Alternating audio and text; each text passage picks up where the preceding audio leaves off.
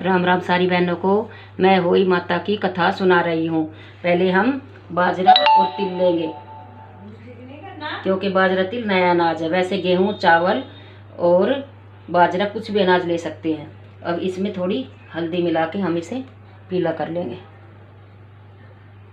ये हम हाथ में लेके फिर होई माता की कहानी सुनेंगे।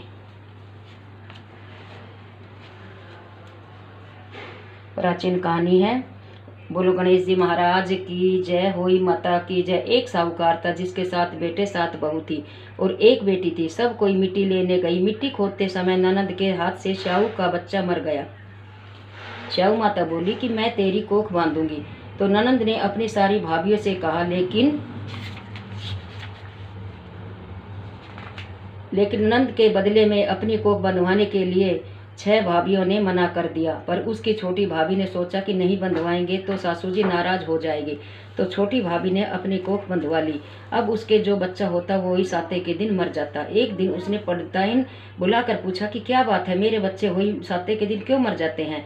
तब पंडिताइन बोली कि सुरभि गाय की सेवा किया कर। सुरभि गाय श्याऊ माता की सहेली है, वही तेरी कोख छुड़ाएगी, तब तेरे बच्चे जिएंगे। अब वह बहुत सुबह उठकर सुरभि गाय का सारा काम कर जाती। गौ माता बोली, आजकल कौन मेरी इतनी सेवा करता है, मेरी बहुएं क्या करेगी, वो तो लड़ाई करती है। आज देखा जाए कौन सारा काम करता है। गौ माता ने खूब सुबह उठकर देखा कि एक साहूकार के बेटे की बहू है जो सारा काम कर जाती है। गौ माता बोली कि तुझे किस चीज की इच्छा है जो तू मेरा इतना काम करती है, मांग, क्या चीज मांगती है। तब साहूकार की बहू बोली, मुझे वचन दो। गौ माता ने उसे वचन दिया। तब साहूकार की बहू बोली कि श्याऊ माता तुम्हारी सहेली है और श्याऊ माता के पास मेरी कोख बंधी हुई है, उनसे मेरी कोख छुड़वा दो। फिर गौ माता उसे 7 समुद्र पार अपनी सहेली के पास ले जाने लगी। तो रास्ते में धूप थी, इसलिए वह एक पेड़ के नीचे बैठ गई। थोड़ी देर में सांप आया। पेड़ पर गरुड़ पंखनी का बच्चा था जिसे वह डसने लगा। तो साहूकार की बहू ने सांप को मारकर डाल के नीचे फेंक दिया और बच्चे को बचा लिया। गरुड़ पंखनी आई, आकर साहूकार के बेटे की बहू को चोंच मारने लगी। तो साहूकार ने बोली कि मैंने तेरा बच्चा नहीं मारा, सांप तेरे बच्चे को मार रहा था, मैंने तो तेरे बच्चे को छिपाया है। तब गरुड़ पंखनी बोली कि मांग, क्या मांगती है।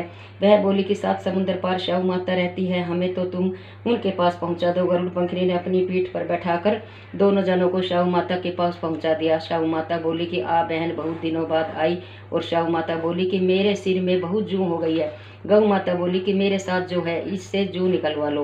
तो साहूकार की बहू ने उसकी सारी जू निकाल दी। श्याऊ माता बोली कि तूने मेरी बहुत भलाई की, तेरे 7 बेटे 7 बहू हो। बहू बोली कि मेरे तो एक भी बेटा नहीं, 7 बेटे कहाँ से होंगे। श्याऊ माता बोली क्यों नहीं होंगे। तब वह बोली कि मुझे वचन दो। तो श्याऊ माता बोली कि वचन, ये वचन वचन उगती धोबी कुंड पर कंकरी हो। जब साहूकार की बहू बोली मेरी कोख तो तुम्हारे पास बंधी हुई है, तब श्याऊ माता ने कहा कि तूने तो मुझे बहुत ठगा, मैं तेरी को खोलती तो नहीं लेकिन अब खोलनी पड़ेगी। जा, तेरे घर में तुझे 7 बेटे बहू मिलेंगे, तो 7 उजमन करियो, 7 होई माता मानियो, 7 कढ़ाई करियो। वह घर गई, देखा कि वहाँ 7 बेटे बहू बैठे हैं, बहुत धन हो रहा है। उसने 7 होई मांडी, कोई दीवार पर, कोई मटके पर, कोई कहीं। 7 उजमन करे, 7 कढ़ाई करी। उधर सारी दौरानी और जिठानी कहने लगी कि जल्दी जल्दी चौका पूजा कर ले, नहीं तो सब रोने लगेंगे। थोड़ी देर में उन्होंने अपने बेटे से कहा कि देख कर आओ, आज वह रोई क्यों नहीं। वह देखकर आकर बोला कि चाची तो हुई मान रही है, खूब उजमन हो रहा है। फिर 2 जिठानी दौड़ी दौड़ी गई, उन्होंने देखा कि वह तो कोख छुड़ा लाई। वह सब बोली कि तुमने कोख कैसे छुड़ाई। वह बोली कि मैंने तो कोख बंधाई नहीं, लेकिन श्याऊ के बच्चे के मरने से कोख बंध गई। अब श्याऊ माता ने मुझ पर दया करके मेरी कोख खोल दी है। हे श्याऊ माता, जैसे साहूकार की बहू की कोख खोली ऐसे ही हमारी भी खोलना, सबकी खोलना, कहते सुनते उगारा भरते अपने सारे परिवार की कोख खोलना। बोल श्याऊ माता की जय, बोलो होई माता की जय।